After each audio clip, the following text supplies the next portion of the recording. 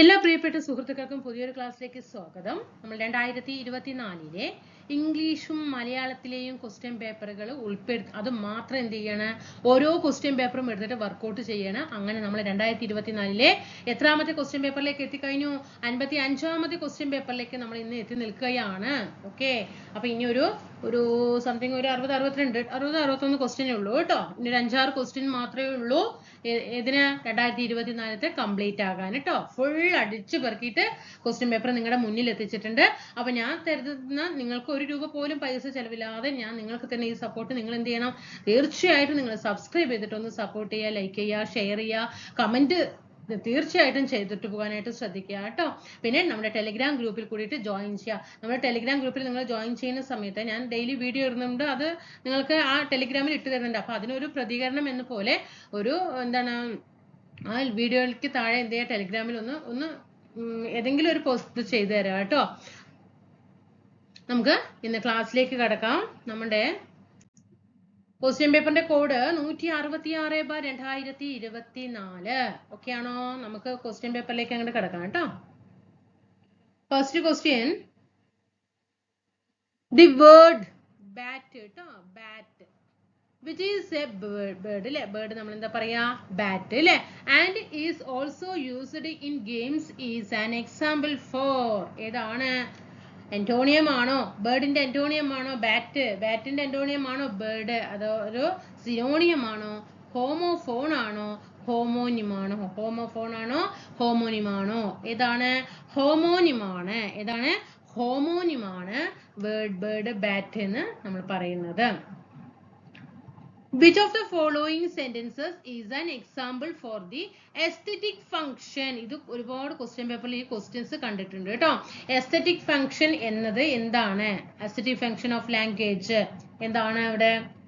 which of, നമ്മളൊരു question paper ഇത് workout ചെയ്തിട്ട് പോയതുമാണ്. which of the following sentences is an example for the aesthetic function of language?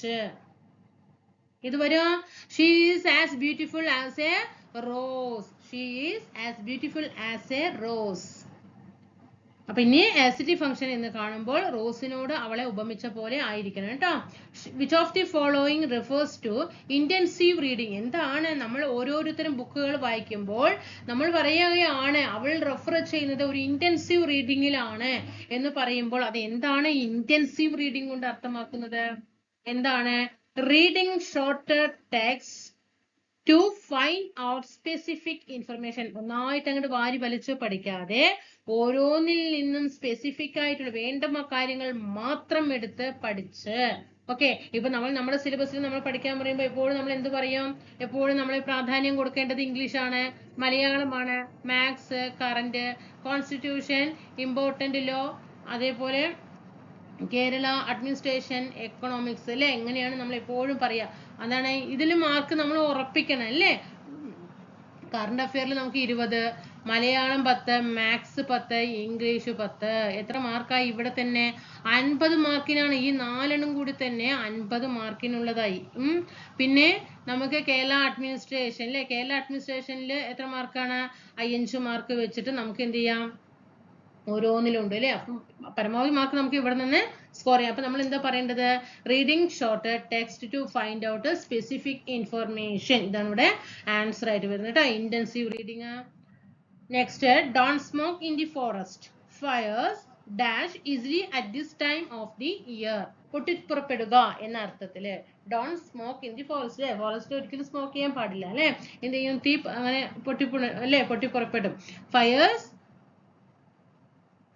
ഏത് വരും? പൊട്ടിപ്പുറപ്പെടുക എന്ന അർത്ഥത്തിൽ ഏതാണ് താഴെ വരുന്ന ഒരു ഫ്രേസൽ വെർബ് നോക്ക്. Easily at this time of the year. Break out ആണ് കേട്ടോ. ബ്രേക്ക് ഔട്ട് ആണ്. പൊട്ടിപ്പുറപ്പെടുക എന്ന അർത്ഥത്തിൽ വരുന്ന ഫ്രേസൽ വെർബ് ഏതാണ് ഇവിടെ? Break out. ബ്രേക്ക് ഔട്ട്, പൊട്ടിപ്പുറപ്പെടുക. അപ്പൊ എങ്ങനെ വരും? Don't smoke in the forest, fires break out easily at this time of the year. Next, the boy along with his friends dash gone. തന്നിരിക്കുന്ന സെന്റൻസിൽ ഇവിടെ എന്തുണ്ട്? along with ഉണ്ട് അല്ലേ. with, along with, together with അല്ലേ, accompanied by അങ്ങനെ കുറെ എന്തുണ്ട്, കുറെ കാര്യങ്ങളുണ്ട് അല്ലേ.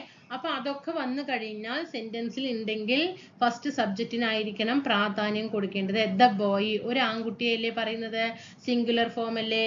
അപ്പൊ ഇവിടെ ഏതാണ് ആൻസർ വരിക, ബി ആണ് അല്ലേ. ഹാവ് ഒക്കെ എന്താണ്, പ്ലൂറലിലാണ്. ആറ് പ്ലൂറലാണ്, വേർ പ്ലൂറലാണ്. അപ്പൊ ഇവിടെ സിംഗുലർ ആയിട്ടുള്ള വെർബ് ഏതാണ്, ഹാസ് ആണ്.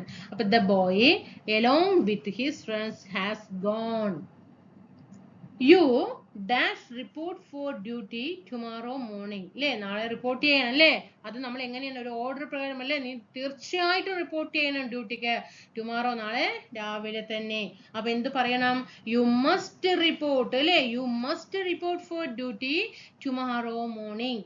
Next, she was born dash November 1952. മാസം വിത്ത് ഇയർ, കണ്ടോ, മന്ത് വിത്ത് ഇയർ ആണ്. അപ്പൊ ഇതിന് മുന്നേ എന്തായിരിക്കണം, ഇൻ ആയിരിക്കണം. she was born in November 1952. I don't like him, എനിക്ക് അവനെ ഇഷ്ടമല്ല അല്ലേ. എന്താണ്, into my affairs അല്ലേ, ഇടപെടുകയാണ് അല്ലേ. I don't like it, എന്താണ്, കാര്യങ്ങളിലൊക്കെ എന്താണ്, അഫെയറിലൊക്കെ ഇടപെടുകയാണ്, ഓരോ കാര്യങ്ങളിലും ഇടപെടുകയാണ്. അപ്പൊ ആ ഇടപെടുക എന്ന അർത്ഥത്തിൽ വരുന്നത് ഇവിടെ ഏതാണ്, ഇന്റർഫെറിംഗ് ആണ് കേട്ടോ. ഇന്റർഫെറിംഗ് പറഞ്ഞാൽ ഇടപെടുക. I don't like him interfering into my affairs. ഇനി ഇവിടെ ഒരു പാര തന്നിട്ടുണ്ട്, ഇതിൽ കുറച്ച് വാക്കുകളുണ്ട്, അതിൽ നിന്ന് തിരഞ്ഞെടുക്കാനാണ് പറയുന്നത്. നമുക്ക് 89ാമത്തെ ക്വസ്റ്റ്യൻ നോക്കൂ. Find out the word used in the above passage അല്ലേ. മേലെ എന്ത് തന്നിട്ടുണ്ട്, ഒരു പാസേജ് തന്നിട്ടുണ്ട്. Which is similar in meaning to make use of അല്ലെങ്കിൽ ടേക്ക് അഡ്വാൻറ്റേജ് ഓഫ് എന്ന മീനിങ്ങിൽ വരുന്ന സെന്റൻസ് ഈ പാരഗ്രാഫിൽ ഉണ്ട്. അത് ഏതാണ്? മേക്ക് യൂസ് ഓഫ് അല്ലെങ്കിൽ ടേക്ക് അഡ്വാൻറ്റേജ് ഓഫ് എന്ന മീനിങ്ങിൽ വരുന്ന ഈ പാസേജിലെ സെന്റൻസ് അല്ലെങ്കിൽ വാക്ക് ഏതാണ്? ടേക്ക് അഡ്വാൻറ്റേജ് ഓഫ് എന്ന് വരുന്നത് ഡി ആണ് കേട്ടോ, എക്സ്പ്ലോയിറ്റേഷൻ ആണ്. ഏതാണ്? എക്സ്പ്ലോയിറ്റേഷൻ. ഇതുണ്ടോ, ഇതിന്റെ മീനിങ് ആണ് എന്താ, മേക്ക് യൂസ് ഓഫ് അല്ലെങ്കിൽ ടേക്ക് അഡ്വാൻറ്റേജ് ഓഫ്. ഓക്കെ ആണോ? എക്സ്പ്ലോയിറ്റേഷൻ. അടുത്തത്, the meaning of the word ഇമാൻസിപ്പേറ്റഡ്. ഇവിടെ തന്നിട്ടുണ്ട് ഇമാൻസിപ്പേറ്റഡ്, അതിന്റെ മീനിങ് എന്താണെന്നാ ചോദിച്ചിരിക്കുന്നത് കേട്ടോ. The culture of today so called ഇമാൻസിപ്പേറ്റഡ് society.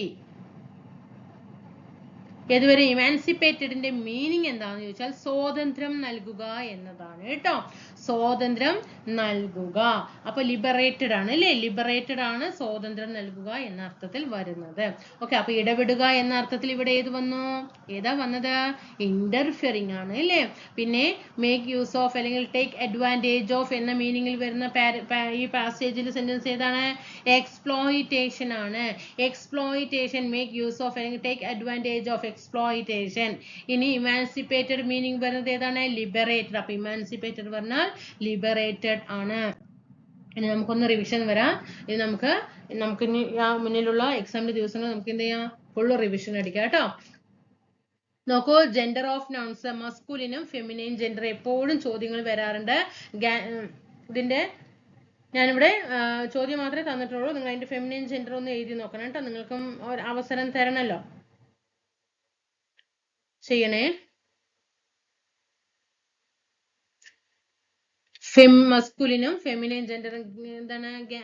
Gander, gentleman, heir, hero, horse, jackass, lad, landlord. ഇതൊക്കെ ചെയ്യോ?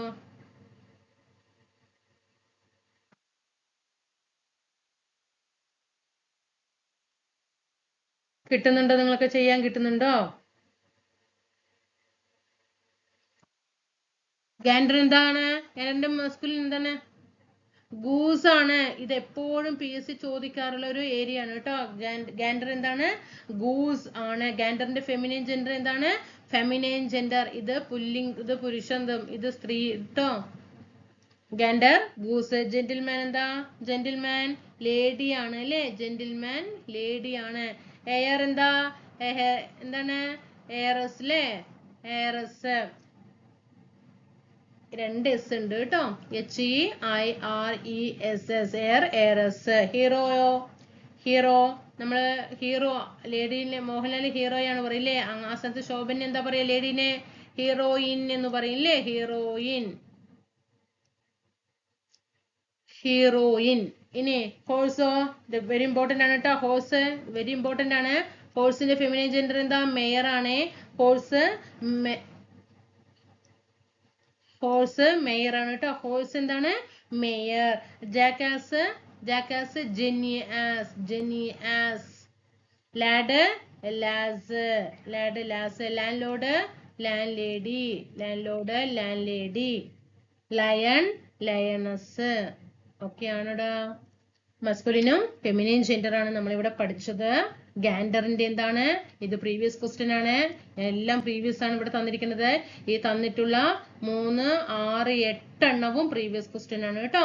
Gander goose, gentleman lady, heiress, hero heroine, horse mare, jackass jenny, lad lass, landlord landlady, lion lioness.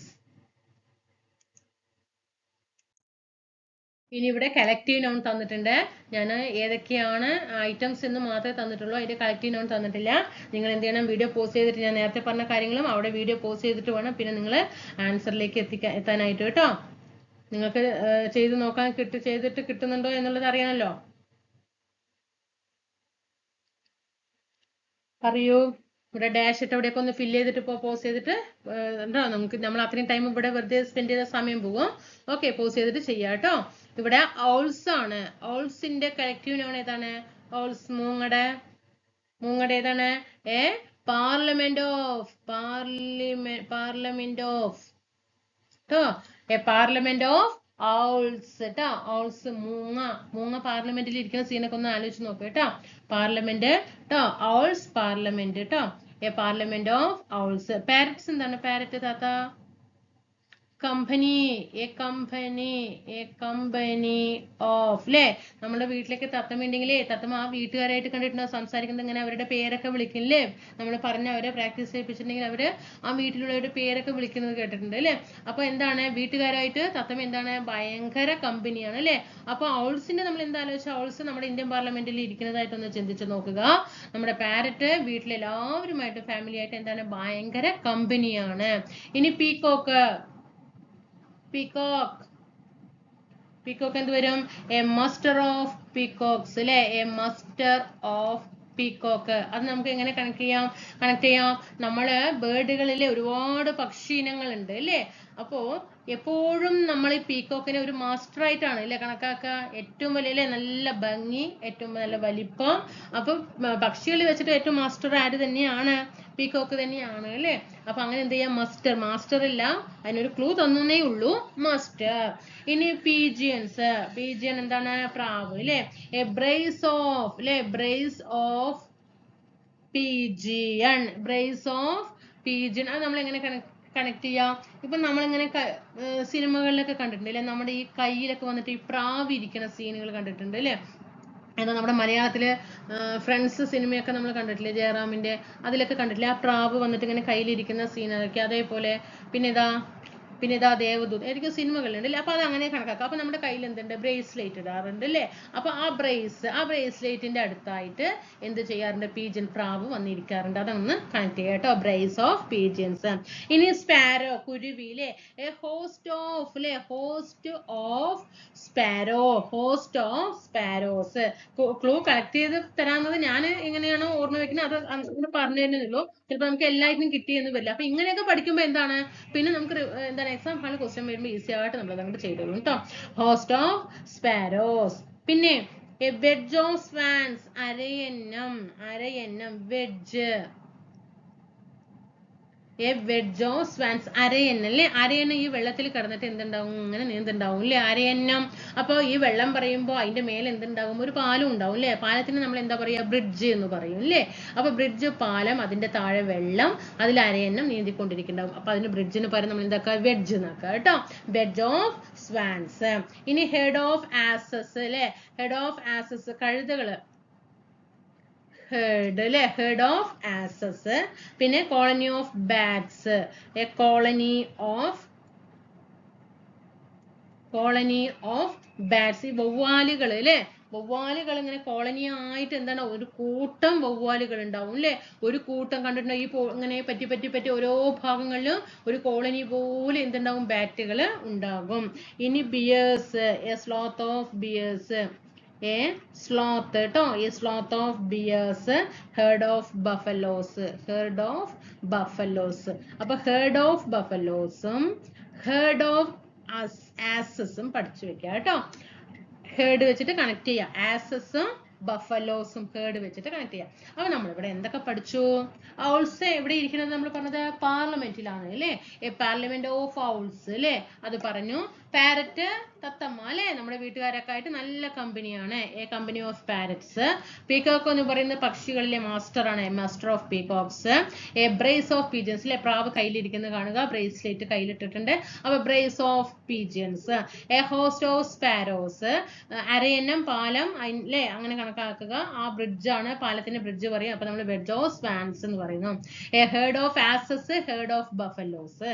പിന്നെ a colony of bats, വവ്വാല് നോക്കിയ ഒരു കൂട്ടം വവ്വാല് അല്ലെ. Colony എന്ന് പറയുമ്പോൾ ഒരു വീടുകൾ കോളനിയാണെന്ന് പറയുമ്പോൾ എന്താണ്, അതിന് നിറയെ വീടുകൾ ഉണ്ടാവും അല്ലെ, അടുപ്പിച്ച് അടുപ്പിച്ച് അടുപ്പിച്ച് വീടുകൾ ഉണ്ടാവും ഈ കോളനി എന്ന് പറയുമ്പോൾ. അപ്പൊ അതുപോലെ വവ്വാല് നോക്കിക്കേ, നിറച്ച് വവ്വാല് ഇരിക്കുന്ന സീനുകള്. അതുപോലെ sloth of bears, sloth of bears. Okay ആണല്ലോടാ. ഇനി നമുക്ക് മലയാളം, നമ്മൾ കുറച്ച് ഇംഗ്ലീഷ് റിവിഷൻ ചെയ്തു, ഇനി മലയാളം കുറച്ച് റിവിഷൻ ചെയ്യട്ടെ. നമ്മൾ ഇനി കുറച്ച് നമ്മുടെ ഇത്തിരി ദിവസങ്ങളുള്ളൂ, ഇത്തിരി ഉള്ളൂ അല്ലേ. അപ്പോഴേക്കും നമുക്ക് ഇങ്ങനെ റിവിഷൻ ചെയ്ത് പോകുമ്പോൾ കുറേ റിവിഷൻ പോകും. പ്രീവിയസ് ക്വസ്റ്റ്യൻ പേപ്പർ നമ്മുടെ 2024 ക്വസ്റ്റ്യൻ പേപ്പർ കംപ്ലീറ്റ് ചെയ്യും കേട്ടോ. 2024 നമ്മൾ ഫുൾ ക്വസ്റ്റ്യൻ പേപ്പർ നമ്മുടെ എക്സാം ആകുമ്പോഴേക്കും നമ്മൾ അവിടെ കംപ്ലീറ്റ് ചെയ്തിട്ട് ഇടും. ഇനി സാഹിത്യത്തിൽ നോക്കുക, കാഴ്ചയുടെ തന്മാത്രകൾ, അത് ആരുടേതാണ്? കാഴ്ചയുടെ തന്മാത്രകൾ ആരുടേതാണ്? അതിൽ നിന്ന് കണക്ട് ചെയ്യാം. കാഴ്ച സിനിമ ആരുടേതാ? കാഴ്ച സിനിമ ആരാ? തന്മാത്ര ആരുടെയാ? അത് നോക്കണം കേട്ടോ. ബ്ലസി ആണ്, ബ്ലസി സംവിധായകൻ ബ്ലസിയുടെയാണ്. കാഴ്ചയുടെ തന്മാത്രകൾ ആരെഴുതിയതാണ്? ബ്ലസിയുടേതാണ് കേട്ടോ. അരുൾ ആരാണ് എഴുതിയത്? അരുൾ, അരുൾ CV ബാലകൃഷ്ണന്റേതാണ് കേട്ടോ, CV ബാലകൃഷ്ണൻ. അരുള് CV ബാലകൃഷ്ണൻ. ഇനി ഓജോ ബോർഡും മെർക്കുറി ഐലൻഡും, ഓജോ ബോർഡും മെർക്കുറി ഐലൻഡും ഇതാരുടേതാണ്? അത് നമുക്ക് നമ്മുടെ സിനിമയിലെ ഒരു നടനെ ആലോചിക്കാം. ആരാണ്? ധർമ്മജനില്ലേ, ധർമ്മജൻ, അഖിൽ പി ധർമ്മജൻ ട്ടോ, അഖിൽ പി ധർമ്മജന്റെയാണ് രണ്ടെണ്ണം, ഓജോ ബോർഡും മെർക്കുറി ഐലൻഡും. രൗദ്ര സാത്വികം വെരി ഇമ്പോർട്ടന്റ് ആണ് അല്ലെ. പ്രഭാവർമ്മയ്ക്ക് വയലാർ അവാർഡ് ഏതാണ്, ഏതൊരു അവാർഡ് നേടിക്കൊടുത്തല്ലേ? രൗദ്ര സാത്വികം പഠിക്കണേ, പ്രഭാവർമ്മയുടേതാണ് കേട്ടോ, പ്രഭാവർമ്മ രൗദ്ര സാത്വികം. നമ്മൾ എന്തൊക്കെ പഠിച്ചു? കാഴ്ചയുടെ തന്മാത്രകൾ ബ്ലസി എഴുതിയതാണ്, അരുൾ എഴുതിയത് CV ബാലകൃഷ്ണനാണ്, ഓജോ ബോർഡും പിന്നെ മെർക്കുറി ഐലൻഡും സിനിമ സ്റ്റാറിനെ ആലോചിക്കുക, അഖിൽ പി ധർമ്മജൻ, രൗദ്ര സാത്വികം പ്രഭാവർമ്മ. ഇനി പദശുദ്ധി നോക്കുക, ഈ 5 നോക്കുക. അഖണ്ഡത എങ്ങനെ എഴുതി നോക്കണം കേട്ടോ. ഈ ഘായാണ്, ഈ ഘായാണ്, നഖം എന്നുള്ളതിലെ ഗായാണ് ട്ടോ, അഖണ്ഡത. അതിരഥൻ ഇതാണ്ടോ, ഇങ്ങനെയാണ്, ഇവിടെയൊക്കെയാണ് മിസ്റ്റേക്ക് വരും, അവര് മാറ്റിയിട്ട് തരാം. അതിരഥൻ, അതിരഥൻ. അഞ്ജലി ഫസ്റ്റ് ഞാ വരണം എന്നിട്ട് ജാ വരാൻ പാടുള്ളൂ. പ്രായശ്ചിത്തം, ചിത്തം അല്ലെ, പ്രായശ്ചിത്തം. രുക്മിണി ഈ ഘായ്ക്ക് പകരം അവര് സാധാരണ തരാറുള്ളത്, ഇതൊക്കെ പ്രീവിയസ് ആണ്, ഞാൻ വെറുതെ പ്രീവിയസ് പറയുന്നില്ല, ഞാൻ തരുന്നത് മുഴുവൻ പ്രീവിയസ് ആണ് കേട്ടോ. രുക്മിണി കണ്ടോ, ഈ ഘ വെച്ചിട്ടാണ് സാധാരണ അന്നൊക്കെ എക്സാമിന് തന്നിട്ടുണ്ടായിരുന്നത്. അല്ല മക്കളെ, കേട്ടോ. രുക്മിണിക്ക് എന്താണ്, കമ്മലുണ്ട് എന്ന് ആലോചിച്ചോ കേട്ടോ. രുക്മിണിക്ക് കമ്മലുണ്ട്. അപ്പൊ കമ്മലിൽ നിന്ന് നമ്മൾ എങ്ങനെ എഴുതുക? കമ്മൽ. അപ്പൊ ഈ കായാണ് എന്നുള്ളത് ഓർമ്മ വരും കേട്ടോ. അപ്പൊ ഈ ഘായാണ് എപ്പോഴും എന്ത് ചെയ്യാ, എക്സാം ഹാളിൽ നമ്മൾ ഇട്ടിട്ടൊന്ന് കൺഫ്യൂഷൻ ആക്കുക. ഓക്കെ ആണോടാ? അപ്പൊ അഖണ്ഡത എഴുതാൻ പഠിച്ചോ, അതിരഥൻ പഠിച്ചോ, അഞ്ജലി, പ്രായശ്ചിത്തം, രുക്മിണി. പ്രായശ്ചിത്തം ചിലപ്പോ ഈ ചായ ആയിരിക്കും തരിക കേട്ടോ, അപ്പൊ നമുക്ക് അവിടെ തെറ്റാൻ പാടില്ല, ഈ ഷായാണ് കേട്ടോ, ഈ ഷായാണേ പ്രായശ്ചിത്തം. ഓക്കെ, മറക്കരുത് കേട്ടോ. നമ്മൾ അച്ഛൻ എന്ന് പഠിക്കാറുണ്ട് അല്ലേ, അച്ഛൻ എഴുതുമ്പോ ഏതാണ് അച്ഛൻ അല്ലെ, അച്ഛൻ ആയ ആരാണ്? ശരത് ചന്ദ്രനെ, അച്ഛനായ ശരത്ചന്ദ്രനെ എന്ത് ചെയ്തു? യാദൃച്ഛികമായി കണ്ടു അല്ലേ? യാദൃച്ഛികമായി കണ്ടു. ഇങ്ങനെയാണ് ഞാനൊന്ന് ഓർത്തു വെച്ചിരിക്കുന്നത് കേട്ടോ. ഞാനത് എവിടെ നിന്ന് എനിക്ക് കിട്ടിയതല്ല, ഞാൻ സ്വന്തമായിട്ട് ഉണ്ടാക്കിയതാണ്. അച്ഛനിലെ ച ഇങ്ങനെ എഴുതും, ശരത്ചന്ദ്രനിലെ ച ഇങ്ങനെ എഴുതും, യാദൃച്ഛികത്തിലെ ചായും ഇങ്ങനെ എഴുതും. മൂന്നും ഒരേ ചായാണ് കേട്ടോ. അച്ഛന്റെ പേരെന്താ? ശരത്ചന്ദ്രൻ. അച്ഛനെ എന്ത് ചെയ്തു? ഒരു സമയത്ത് പെട്ടെന്ന് അങ്ങോട്ട് എന്ത് യാദൃച്ഛികമായിട്ട് അല്ലേ? യാദൃച്ഛികമായിട്ട് ഞാൻ പോകുന്ന വഴിക്ക് കണ്ടു, യാദൃച്ഛികമായിട്ട്. അപ്പോ ഇനി അച്ഛനും ശരത്ചന്ദ്രൻ ചായ ഇത് മറക്കില്ലല്ലോ. പ്രായശ്ചിത്തത്തിലെ മനസ്സിലായല്ലോ. രുക്മിണിക്ക് എന്തുണ്ട്? കമ്മലുണ്ട്. കേട്ടോ, അത് ഓർക്കുക. പിന്നെ ഓജോ ബോർഡ് കളിക്കുക അറിയില്ലേ? കുട്ടികളൊക്കെ അങ്ങനെ കളിക്കാറുണ്ട് അല്ലേ? അതൊക്കെ കളിക്കുമ്പോൾ നമ്മുടെ ധർമ്മജന്റെ കോമഡി ഫിലിം ഒക്കെ ആലോചിച്ചാൽ മതി. ധർമ്മജൻ ഓജോ ബോർഡ് കളിക്കുന്നതായിട്ട് മനസ്സിൽ സങ്കല്പിക്കുക കേട്ടോ. പിന്നെ മെർക്കുറി ഐലൻഡ്, പിന്നെ അരുള് നിങ്ങളുടെ ആ പരിസരത്തൊക്കെ ആരെങ്കിലും അരുണോ, അവിടെ അച്ഛന്റെ പേര് ബാലകൃഷ്ണനോ എന്തെങ്കിലുമൊക്കെ ഉണ്ടെങ്കിൽ, തൊട്ട് ബാലകൃഷ്ണൻ എന്നുള്ള വ്യക്തി ഉണ്ടെങ്കിൽ അദ്ദേഹമാണ് അരുൾ എഴുതിയത് എന്ന് ഒന്ന് കണക്ട് ചെയ്ത് വെക്കുക കേട്ടോ. കാഴ്ചയുടെ തന്മാത്രകൾ ബ്ലസി, പിന്നെ രൗദ്രസാത്വികം പ്രഭാവർമ്മയുടേതാണ്. ഓക്കെ ആണല്ലോ. റിവിഷൻ കഴിഞ്ഞു, നമ്മൾ ക്വസ്റ്റ്യൻ പേപ്പറും കഴിഞ്ഞു, റിവിഷനും കഴിഞ്ഞു. ഓക്കെ ആണോ? ഇനി നമുക്ക് അടുത്ത ക്ലാസ് എന്ത് ചെയ്യാം? അടുത്ത ക്വസ്റ്റ്യൻ പേപ്പർ ആയിട്ട് കാണാം. Thank you.